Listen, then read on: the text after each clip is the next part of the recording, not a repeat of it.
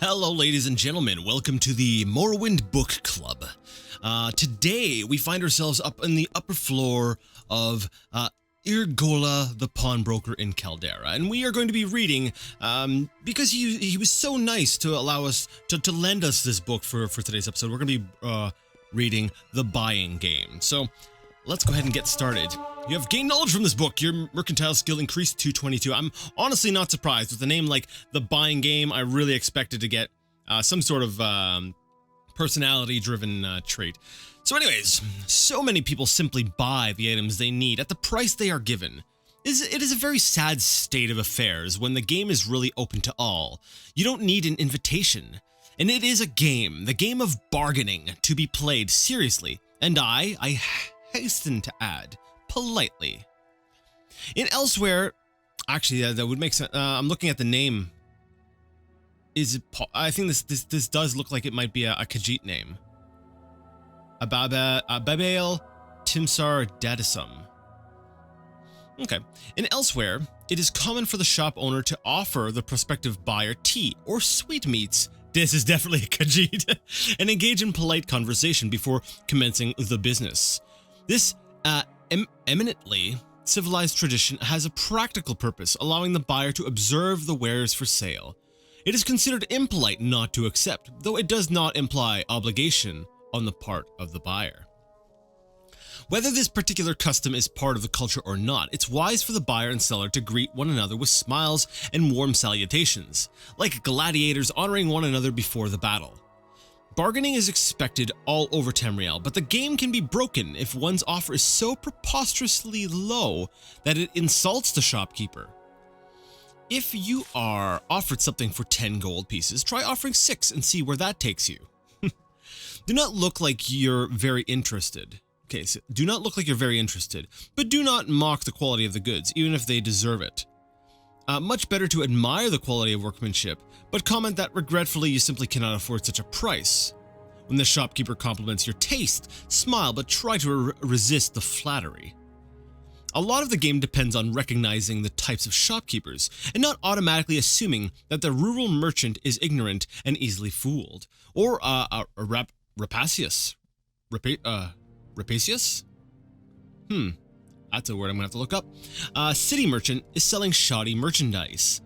Caravans, it should be mentioned, are always good places to go to buy or trade. Alright, I actually had to go look it up. It's rapacious or rapacious is aggressively greedy or grasping.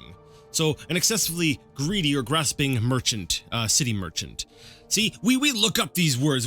That's the kind of stuff we do on this channel when we remember to, this is probably the first time to ever do it. Knowing what you're buying and from whom is a talent bought only after years of practice. Know the specialties of certain regions and merchants before you even step foot in a shop. Recognize too the prejudices of the region. In Morrowind, where I hail from. Really? Oh, maybe that was a Dunmer name. My bad. Morrowind, where I hail from, or maybe it was a Khajiit who grew up in Morrowind. Anyways, for example, Argonians are viewed with a certain amount of suspicion. Don't be surprised or insulted if the shopkeepers follow you around the shop, assuming you're going to steal something. Similarly, Nords, Bretons, and Cyrodiils are sometimes treated coolly by merchants in the Somerset Isles. Of course, I don't know any shopkeepers anywhere, no matter their open-mindedness, who aren't alerted when a Khajiit or a Bosmer enters their shop. Even Khajiiti and Bosmeri shopkeepers. If you see something you really like or need, buy it then and there, at the best price you can get. I cannot tell you how many times I have passed up a rare and interesting relic, assuming that I could find it elsewhere in the region, perhaps at a larger town at a better price.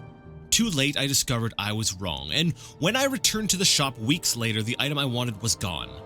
Better to get a great purchase at a decent price and discover it again at a worse price, than to miss out on your opportunities for ownership. Occasionally, impulsiveness is the best buying strategy. Sense the moves of the game, and everyone can win. That was actually a really cool book. It actually makes me want to be a little bit more mindful about the shops in Vardenfell. As I go from town to town, I kind of want to maybe pay attention. I want to see maybe pay a little bit more heed to like the disposition bar, see how they view me, and see if there is maybe a variance in, we'll say, the prices of certain goods. Even if I'm not interested in buying them, it's kind of an experiment I want to do now, just because it's got me thinking about them, like got me thinking about this kind of stuff. So anyways, that has been the buying game. If you like this video and you'd like to see more of them, or you liked it, yes, what I just said, go ahead and give the video a thumbs up. If you didn't like it, and like me tripping over my words and stuff, whatever. I don't know why you wouldn't like it, but if you didn't, leave it a thumbs down. Either way, let me know what you thought in the comments section, and until next time, I'd like to ask you all to game on.